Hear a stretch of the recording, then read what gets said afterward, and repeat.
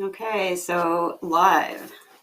There's one person watching. So this is me to there. So we got three. Hopefully, there's gonna be lots of people here tonight. My name is Miki Hughes. This is a live recording of Over the Edge. It's a podcast about anxiety. And tonight we probably have the most anxious creature ever. We've got Ed the Sock. Super exciting. If you don't know who Ed the Sock is, you're under a rock. But he started on cable TV in 1987. He did some hosting appearances and a late show with Much Music. That was in the 90s, and that's when I knew him. And I will actually, he's right here. I'm just gonna bring him on right now. Ed the Sock. Hey, how are you? Hey, how are you? I'm Hi. fine, thank you. Oh, that's it. Very, very good to see you. How are you doing? You know, all things considered. All things considered. That's the way everybody answers things these days. How you doing? All things considered. Yeah, I'm borderline bankrupt. I'm scared for my life and the health of my entire family. There's horrible things going on. That's how we're all doing. Do you like my Christmas background? Like that? Yeah, it looks a bit claustrophobic. It looks like you're in a corner somewhere. I actually meant the overlay. I'm in a corner. Yes, it's who I am as a person. I spend time here anyway. But I did an overlay. I've got like a little bit of a COVID thing, screen thing going on here. So I'm not sure what the view is you have. This is the first time that I've been using a live studio. So you mentioned when I was talking to you that you're actually starting. It hasn't started yet. You're starting a new channel? We don't really do this at the end, but I didn't get the name of it. You're launching an online channel. We'll get to it. Yeah. We'll get to it. Okay, we can go with that. Get to it. We have time to get to it. Okay, do you get anxious? Or are you just like in a steady state of anxiety since 1987? Like I'm actually going to commend you on your ability to maintain a total disgruntled attitude pretty evenly throughout the years. Do you find that you have anxiety, or is this just how you are? Well, listen, you show me somebody who's been in show business or is in show business who says that they've never had anxiety, and I'll show you a liar. Okay, but you started out this way, and you didn't go up. It's not like you're more anxious now. I was watching videos today. You started this way, and you've maintained it, and I think that is excellent emotional balance. What's your secret? Well, being pissed off all the time. Awesome. That's what you find that keeps you. I don't think that necessarily. I don't think I'm necessarily anxious. I mean, anxiety is. People don't understand. Anxiety is not just being nervous or having butterflies in your stomach. Anxiety is something far more profound, and it's the best people can relate to it is when sometimes you're worrying about something and you're up in the middle of the night and you're staring at the ceiling. That's the closest somebody will get who doesn't have anxiety to understanding what anxiety is. It's like your brain doesn't really focus enough to solve the problem because it's too afraid to look at the problem to solve the problem, and that's anxiety. Absolutely. You know what it is. Do you give advice to people, or do you have friends that call you up like other socks and say, "Hey, Ed"? Well, I don't know any other talking socks. And no, I don't tend to give advice to people. The last thing you want to do is take advice from me. The only advice I would give people is, if you're thinking of getting into Canadian show business, don't. That's great. Thank you. Welcome to my new show in Canadian business. How do you see the Canadian entertainment business now? What do you see as the business post-pandemic? Actually, is more the question. So obviously you're starting an online show. Do you think that that's it for the live performances? Oh no, live performances will happen again. Listen, as soon as the vaccine is out in the great proportions and we're allowed to go out and mix again, you're going to see people running to live venues. You're going to see people running to live shows because we've been denied for so damn long, and we're not really great as a people in denying ourselves. Canadians have been pretty good. Canadians haven't been whining like those whiny bitches in the States. Oh, my freedom, my freedom. You can't make me wear a mask. Oh, you infringed on my freedom. We don't do that here. We're much smarter. We understand the science. We understand we need to sacrifice. Canadians are less like a country and more like a neighborhood. And so we tend to get along. We trust each other a lot more than Americans trust each other. We trust Definitely. our authorities more than the Americans trust their authorities. And so we're not given to crazy passions about things like freedom and soliloquies on liberty and crap like that. We recognize that, with freedom comes responsibility. And when you're in a society, you got to be responsible. And responsibility sometimes means doing things which you really don't want to do. And nobody wants to wear a mask, but nobody wants to spend all their time socially distanced. But, well, other than me, I was a pioneer in social distancing. I've tried to stay the hell away from people for as long as I can remember. So nothing's really changed in your life except you got to listen to Americans bitch about their lack of freedoms. Yeah, there's really very little has changed in my life. I tend to discourage people from coming over anyways. That's why I had a moat dug with various marine animals in it that are dangerous. And so people don't tend to just drop by. I tend to stay away from people, stay away from large gatherings, because nothing makes people act more stupid than when they're in large gatherings. They think they can somehow blend in a little bit more. Even though they're drawing a spotlight to themselves, there's other people getting a spotlight at the same time. And so they think that somehow their stupidity won't be called out and won't be noticed the same way. That's why I don't tend to go to giant events. Also, people drink a lot at giant events and big events because they think it's the thing to do. And then they say things that you can never unhear. Yeah. Are you taking the vaccine? Well, I'll take it when it's offered, but I'm not in a high risk group. So No, I mean, are you? There's a lot of anti-vaxxers out there, and I was just wondering. I have an idea of your thoughts on that because I've listened to, I've seen a couple of your podcasts. But what would you say to somebody who was an anti-vaxxer? Because there actually is a pretty large population in Canada, which is why we're locking down again. People that aren't wearing their masks, they're saying that they're not going to be taking the vaccine, putting everybody else at risk. Do you have any choice words for these guys? Well, I think they should take them all and put them all on an island somewhere. Okay, so but the problem is, then they'll just inbreed stupidity. I think that vaccines should be mandatory. If you want, I think workplaces should say that if you don't get your vaccine, you can't come back to work here. Schools should say if you don't have a vaccine, you can't work here. Basically, bars should say if you don't have a vaccine, you can't come in here. Restaurants, the same thing. Apparently, we're going to be giving out, at least in Ontario, little cards that indicate we've taken the vaccine. And if you can't show your vaccine card, people should be able to say, get the hell out of here. We don't want you here. We don't want you spreading your filthy germs. There was I read an article. This was last week. It was pretty big news. It was a woman that had posted. Actually, I believe it was on TikTok that she had a child who's 2 years old, and the two of them were kicked off of the plane because the child wouldn't wear the mask. And it was a big uproar because it's a child and this, that, and I'm thinking, maybe it's a virus. Do you think that they should have been escorted off the airplane because the child wouldn't wear the mask? Not because a 2-year-old wouldn't wear a mask, because 2-year-olds, as far as they can tell, 2-year-olds aren't getting the virus, and they're not spreading the virus either, as far as they can tell. So for a 2-year-old, no. I think even mask rules in Ontario, they're from a certain age up. I think certain age children are exempt from having to wear a mask because the science is just saying that they're not carrying. Well, they might be. We're still unsure. Even all this time, like a year later, almost, we're still unsure if kids can carry the virus and give it to somebody else. But if everybody else on the plane is wearing a mask and the mother is wearing a mask, then it's really hard to get a 2-year-old to do something a 2-year-old doesn't want to do.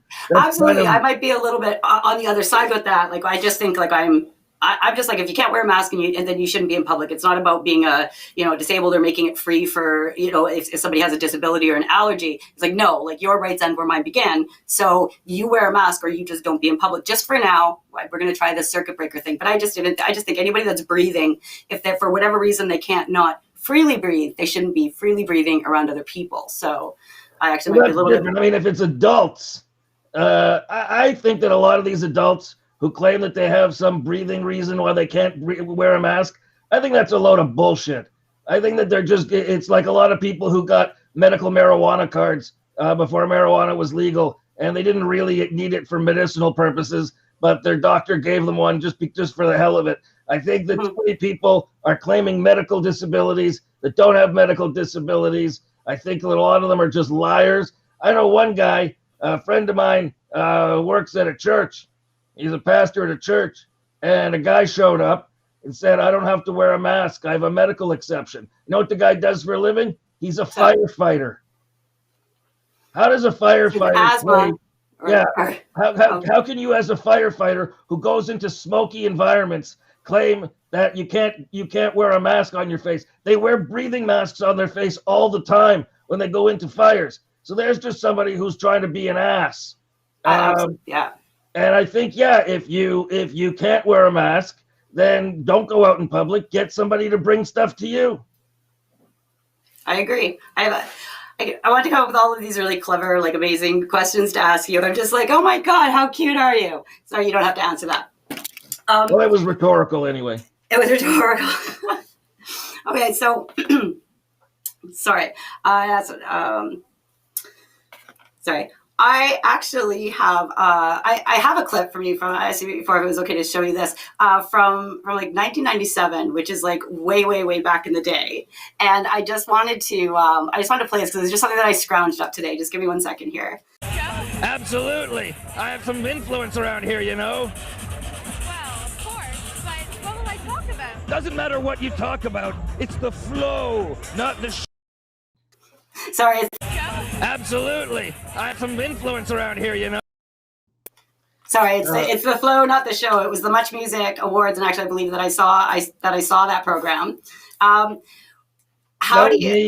was me dressed up as the guy who pioneered City TV and Much Music, Moses Znaimer. I was pretending to be the big shot of the station. That's why I was wearing the glasses and had the little ponytail. Otherwise, I would never ever in my life wear a ponytail. But you were absolutely the big shot back then. You've been the big shot for a very long time. I was just going to sort of flip from the like the vaccine and people acting like idiots, and I'm just going to go then to the government. I'm just curious your views on this. How do you feel about the information that you're getting either from the from the WHO, World Health Organization? Do you trust what we're being told either by the media or by the government right now? If you are going to be taking the vaccine, you're trusting that children aren't going to be spreading, they're not spreading COVID. So it just sounds to me like your confidence level is high in the information that we're getting right now. Well, I believe that they have no incentive to lie to us. You just got to look at human nature. There's no incentive. There's a complete disincentive for them to lie to us. Because if they lie to us, they lose their jobs, they lose their authority. So there is a great incentive to tell us the truth as they understand it, as it unfolds. Now, we were told some things at the beginning that later on they told us something different because we were learning about this thing. I would rather they turn around and reverse themselves or modify their positions when they get more information than just be idiots and stand by the first thing they said and continue to stand by false information just because they don't want someone to say, oh, well, look, you said one thing before, you're saying something else now. I mean, that's the nature of, this is called the novel coronavirus. Novel because it's new. So people don't really know a lot about it. Even now, there's still a lot of mystery about it. And now there's a whole new variant strain coming out of England. So who the hell knows? Mm-hmm. But I trust the information we're getting. Because, so you're trusting that comes through the science, through the scientists, and that's how it's coming down, that we're getting accurate information. So basically, it would be like the opposite, say that it's happening in the United States, because I don't feel like their government is at all accountable. Their government has been trying to downplay the seriousness of COVID since it started. I mean, why do you think that is? Because Trump determined that it was just put in place to try to make him look bad. Because everything in Trump's world is about Trump. Even a virus that comes from many countries spread it to our shores. Trump still thinks in terms of everything's about him. So he tried to downplay it so that people wouldn't use it against him when it came time to vote. And because of that, he lost a lot of votes. Yeah, he did. What do you think he's going to go? What do you think is going to happen? I mean, Well, I don't think it's up to him. it's not up to him, but I'm just wondering if you feel like he's going to be forcefully removed, or because he's still spreading all of this misinformation. I watch the news. I watch what he says. I follow his tweets purely for entertainment value. Because, like, as you said, I have a lot more confidence in our system here than I do there. It's sort of like watching a shit show. Do you have any predictions on what you think might happen on the 21st? I think that's when he's supposed to be moving out. I don't think it's sort of like a shit show. I think it is absolutely a shit show. I think if you look up shit show in the dictionary, they'll say, see Trump administration. It's a complete shit show. If they can add irregardless, they can add Trump administration as a shit show. Sorry. If they can make literally mean the same thing as figuratively, they can add Trump shit show. Yeah, he'll leave because I think he knows that he'll be escorted out, and he can't handle the visuals of him being escorted out of the White House. So he'll leave under protest, but he'll leave because he doesn't have a choice. He no longer has. It's like somebody who rents a place and gives notice and says they're leaving in June. Well, if they're there July 1st, they get escorted out because they no longer have any legal reason to be there. Same with Trump. He can only be in the White House as long as he's president. He's only president till January 20th. After that, he's just a trespasser. Yeah, he sells 74 million voters for him as a trespasser, which is, obviously, like, it's obviously less than half of the voters, but still pretty close to half of the country. So it's just, I don't know if it's scary, isn't it? It's absolutely terrifying. That's why I was curious what you thought about it too, because he had been taking out, just high-ranking officials and switching them out, and he's got, with the military, and you don't know what he's planning. You never know what he's saying. You can understand that whatever he's saying is not the truth, and you can assume that. But I feel like I don't know if there's something being planned or what's going on with that. Well, the fact that 74 million Americans, I mean, that's twice as many people as live in this country. Okay, 74 million Americans voted for a guy who's a racist, a race baiter, a compulsive liar, a narcissist, all of these things, and they were okay with it. It's like, and they're our neighbors. It's like finding out that those neighbors that you had next door that you thought were a bit eccentric, but on the ball, generally they were okay. And then you find out that they've been cooking meth. Like, that's what this is like. That's the kind of neighbors that we have. There, you discover that there's a whole 76 million or 74 million yahoos in the United States, and that doesn't even take into account the people who didn't vote but feel the same way Trump does. It's a sobering reality. Let's put it that way. Yeah, I'm less concerned with him being in power than the fact that a country like the States was able to pull it together to bring him into power. It's the population that actually terrifies me at this point. It was just a good indication having somebody like him, somebody like him get voted in, just so you can see what it's really about. I think I have.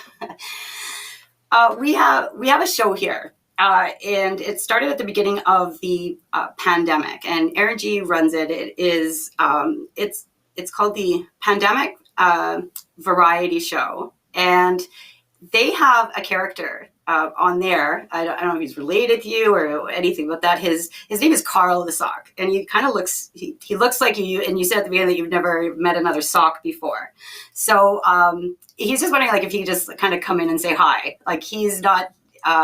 He understands, like, you might like. Anyway, do you want to meet Carl the Sock from our against my better judgment? Fine. Okay, so I'm glad I did bring this up, so I'm not completely springing this on you here. He admittedly looks like somebody ordered you off of Wish, right? Be expecting you to show up, and he smokes as well. So you guys can. I'm just going to bring him in here. So this is. Sorry. Let's bring him in here. Oh, hey, Ed, how are you? I'm Carl. Carl, Carl is Ed. Ed, this is Carl. This is your Thunder Bay version, Bush version of our. What the hell are you supposed to be? I'm a shittier version of you. I've been told I'm younger and prettier, but kind of you, kind of not. Well, whoever told you you were younger and prettier, you might be younger. You ain't prettier. You look like a pirate. I haven't been called a pirate. I've been called Evil Abed from Community. I look like him. The pirate, I'll take the pirate. I think it's the facial hair, maybe. I don't know. Carl, is this the first time you've met another sock? Or sorry, Ed, is this the first time that you've met another sock? Is Carl the first one, or do you have other sock friends out there? My ethnicity doesn't limit my social circle. Perfect. So no, I don't hang out with other socks, and I've never met Carl before either. Okay. All right. Well, you guys, I don't know. You just kind of look the same a little bit. I can see a lot of similarities in the eyebrows. It's in the eyebrows. It's always in the eyebrows. Why doesn't your mouth move? Why does your forehead move when you talk? Why doesn't your mouth move at all? It's a very good question.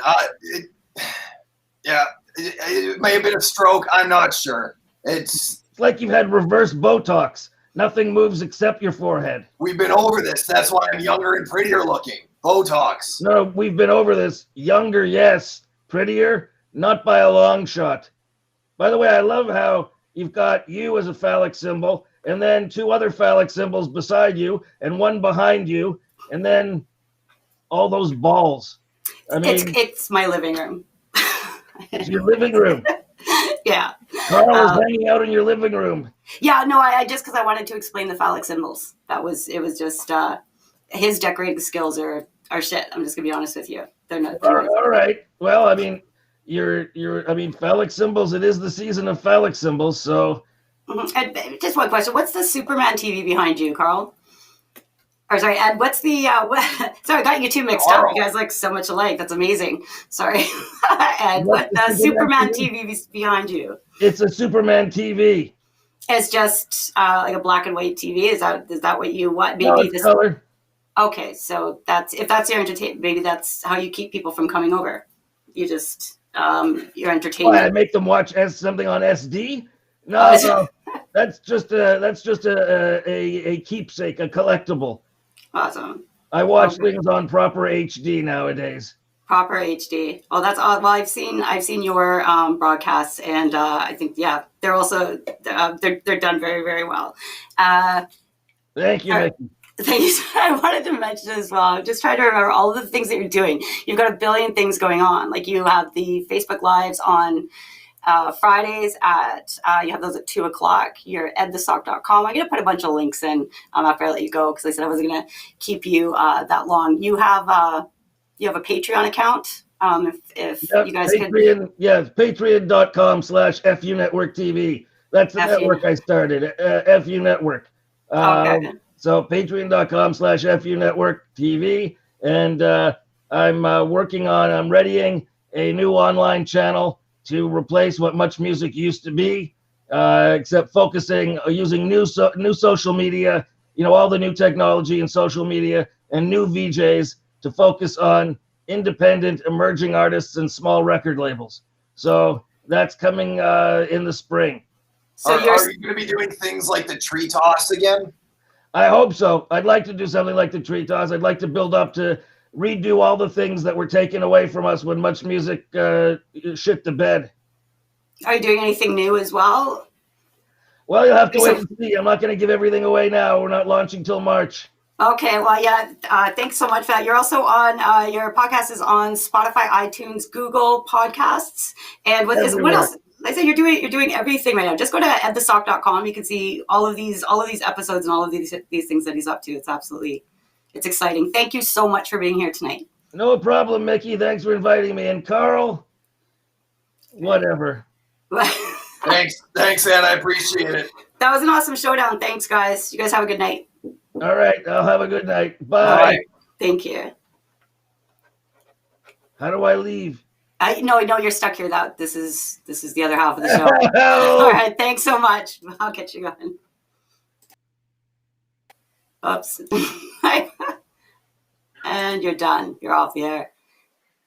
And Carl, you're off. And I don't even know if I can.